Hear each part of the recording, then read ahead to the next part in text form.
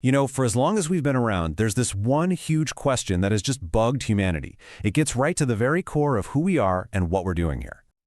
So, think about it. Is the world you see right now, is it really real, or is some of it just an appearance? Today, we're going to dig into that very question by looking at two totally different maps for reality. So on one hand, we've got this brilliant 18th century German guy, Immanuel Kant, whose ideas pretty much built modern Western thought. But on the other hand, we have these ancient Indian philosophical systems that were tackling the exact same questions more than 1,000 years before he was even a thought. So let's start with Kant's world. All right, so let's jump back in time. It's 1781, and a German philosopher is about to drop an idea so big, it's going to change the course of Western thinking forever. Okay, so here's Kant's big idea. He said, look, reality isn't just one thing. It's split into two levels. First, you've got the phenomena. That's basically everything we experience through our senses. The chair you're sitting on, the sound of my voice, that's the phenomenal world. But Kant said behind all that is the noumena. That's the world of things in themselves, the ultimate raw reality, totally unfiltered by our human minds. And this is where things get, well, honestly, a little frustrating. Kant's big takeaway was that we humans can never, and I mean ever, directly know this deeper reality, this noumenal world. We can guess it's there, we can think about it, but we can never, ever truly grasp it. It's a powerful metaphor, right? Kant's philosophy basically locks us inside the room of our own minds. We know there's a world out there, beyond the walls of our perception, but the key's gone. There's no window, no door. We're stuck inside. Now, this idea was a total game changer, but it also built some pretty high walls. Critics pointed out a few major problems. For one, it says ultimate reality is just completely unknowable, and it offers absolutely no path, no method to even try to get there.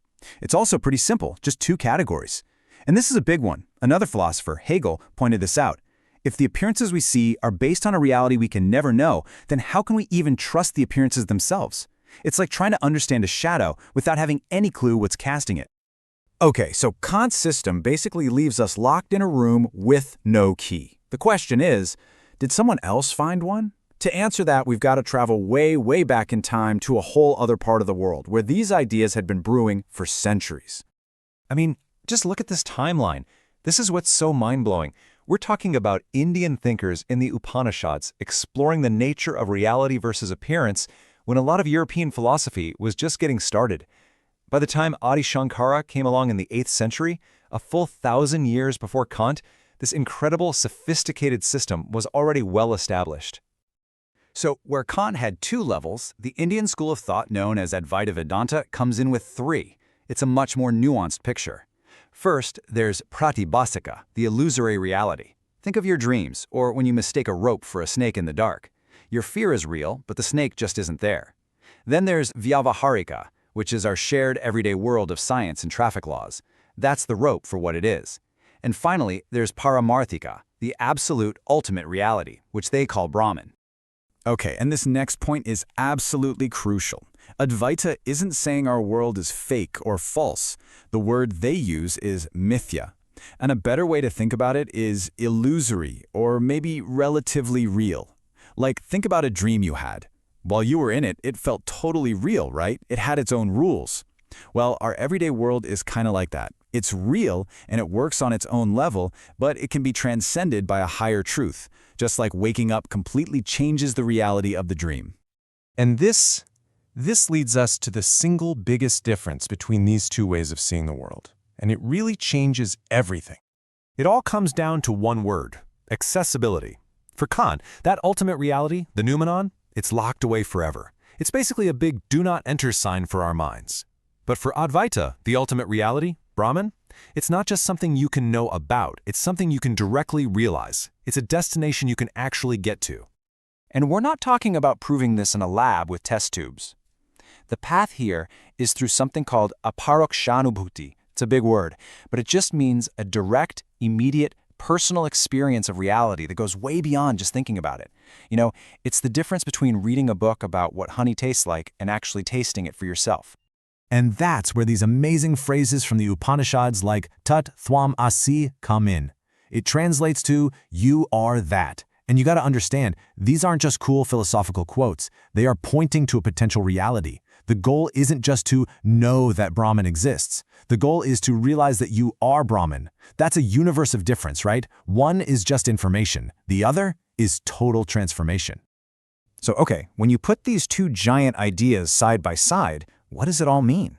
What does it tell us about how we think about philosophy itself? See, in the West, we tend to chop philosophy up into little boxes. But in these Indian systems, it's all connected. How we know, which is epistemology, what is real, ontology, and how we get free from suffering, which is soteriology. They're not separate subjects. They're all woven together, parts of a single path to what they call moksha, or liberation. So, let's just break it down side by side. The difference is pretty stark, right? Kant gives us 2 levels of reality.